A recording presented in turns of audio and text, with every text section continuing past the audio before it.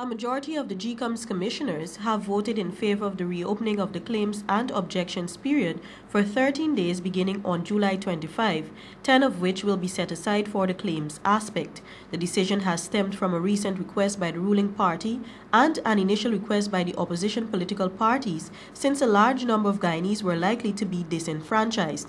The three government-nominated members of the commission, Dr. Keshav Mangal, Moen Magdoum, and Mahmood Shaw, along with one opposition-nominated member, Robert Williams, voted to hold the new exercise. Speaking to the media on Monday, Dr. Steve Suijwali said the decision was undertaken to ensure that all Guyanese get registered, as is GECOM's major concern. Now, in the run-up to and during the conduct of the recent claims and objections exercise, we met with senior representatives of the Justice for All Party, the Guyana People's Partnership, the People's National Congress Reform, the Alliance for Change, the People's Progressive Party, and the Private Sector Commission. All of these entities had one common concern, and that is that they felt, they knew,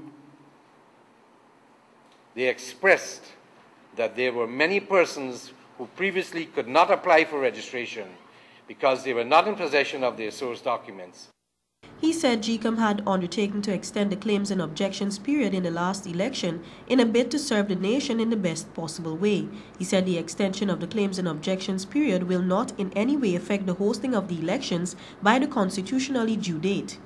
The Commissioner proposed that GECOM consider the party's concerns based on the following: the certification of the OLE scheduled for September the 4th,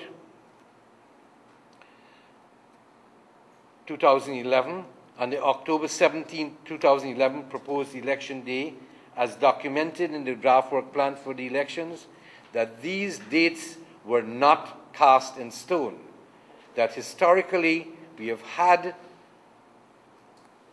documents that we have put together and we have had to alter some of the dates. GECOM will now move to re-establish offices countrywide to facilitate the extension period. In addition, it will rehire staff and accredit scrutineers to monitor the registration exercise.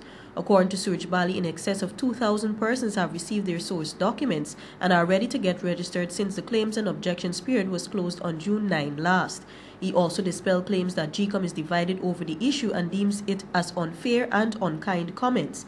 Meanwhile, Chief Elections Officer Gokul Budu said the Commission has undertaken the decision to reopen the exercise in a bid to have the transparent, free and fair elections. I would prefer us to register 3,000–4,000 persons more than to go into an election where people say, look, we're disenfranchised. We have lived through that. We do not want that to happen again.